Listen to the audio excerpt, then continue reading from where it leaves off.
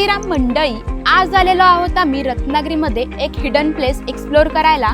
आणि मंडई माझ्या पाठीमागे तुम्ही हे बघू शकता, छान असं तलाव आहे।